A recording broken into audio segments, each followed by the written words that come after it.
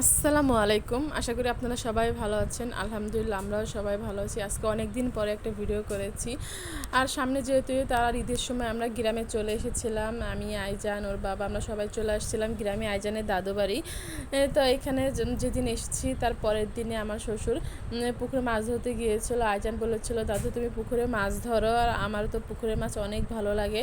তার জন্য আইজানের দাদু সকালে ঘুম থেকে উঠে মাছ ধরতে শুরু করেছিল। তো আইজান ঘুমিয়েছিল, আমি ওকে ডেকে নিয়ে চলে আসছিলাম। বললাম, আইজান তুমি তাড়াতাড়ি আসো, তোমার দাদু মাছ ধরতেছে দেখো। তো আইজানকে আমার কথাটা শোনার সাথে সাথে দৌড়ে চলে আসছিল মাছ ধরা দেখতে। আর আরহাম তো ঘুমিয়েছিল। তারপরে আমার শ্বশুর তো একের পর এক জাল ফেলতেছে, কিন্তু মাছ ধরতে পারতেছিল না। তারপরে চলে গিয়েছিলাম কবুতর দেখার জন্য, চলে গিয়েছিলাম। আমার ননদ তো কবুতর ছেড়ে দিবে, তো আইজানও দেখবে, তারপরে একটু ভিডিও করেছিলাম। তারপরে একটা মাছ ধরেছে, আমি আর আইজান তো চলে আসছিলাম মাছ দেখার জন্য। আইজান তো ভয়ে ওর দাদনের কাছে এসে পলাইছে এখানে। আর আইজানের বাবা আরহামকে কোলে রেখে দিছে, আরহামের বাবা আরহামের কে ধরে রেখেছিল। তারপরে একটা মাছ পেয়েছিল, আর সব ছোট ছোট মাছ জালে ধরতেছিল। তো এই মাছটা আমি আইজানকে দেখাচ্ছিলাম। আইজান তো ভয়ে কান্নাকাটি করেও দূরে চলে গিয়েছিল, ও এটা দেখবে না, ও অনেক ভয় পায়। তারপর আমি এটা রেখে বালতিতে রেখে দিয়েছিলাম মাছটা।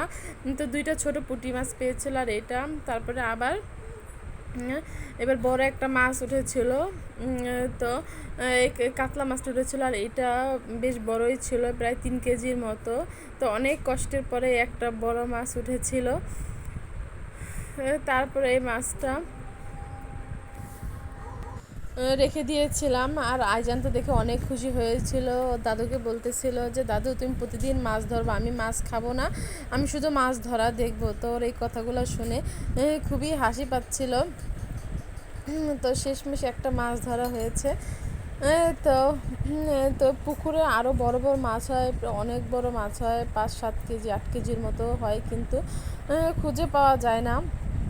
মাছগুলো মাঝখানে চলে গিয়েছিল, আর কিনারে কিনারে কিনারে জাল দিয়াতে পাওয়া যায় না, তো মাঝখানে দেওয়ার সাথে সাথেই এটা পাওয়া গিয়েছিল।